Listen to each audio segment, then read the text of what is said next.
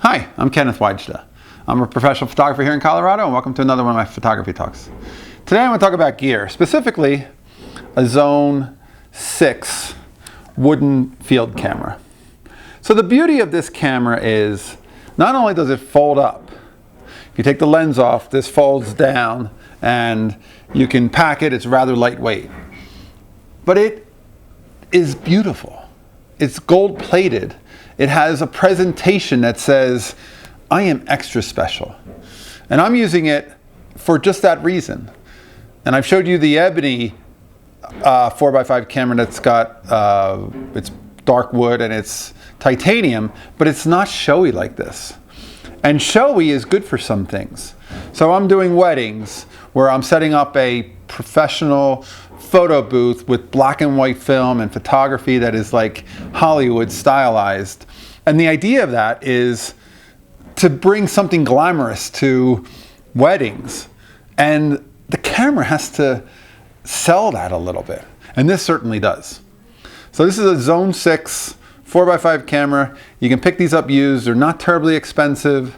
I think I might have paid $500 for this one with a lens on it. This has a 90mm 5.6, and the way I understand it, lenses are, if you divide it by 4, that's what it would be like in 35mm about. So that 90mm might be like a 27 or 28mm.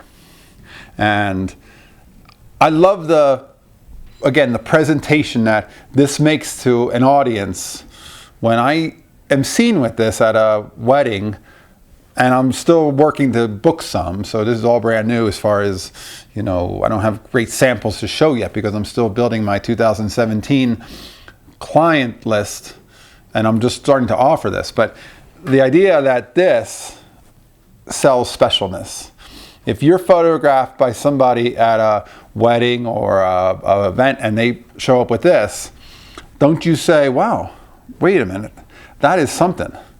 That is like a serious piece of art. And it is.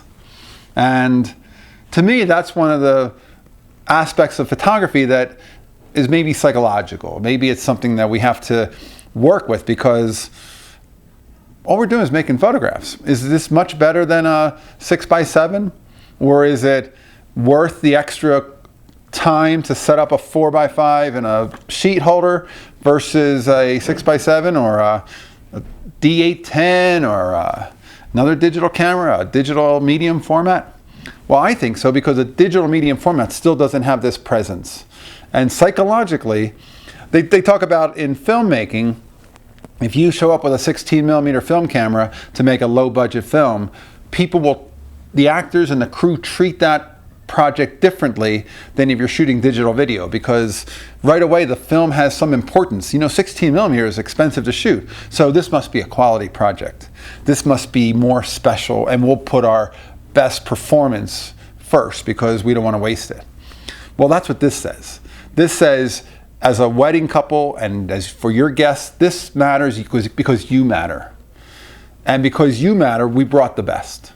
And I love that. And like I said, it's, to me, old cameras like this, they're art as well as being functional and useful.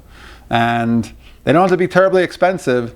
You can buy these on the used market, and that's one of those special elements, again, from a psychological point of view, that's going to affect your subject. And at the end of the day, what matters most is the final photograph, and some of that may be how we connect to them.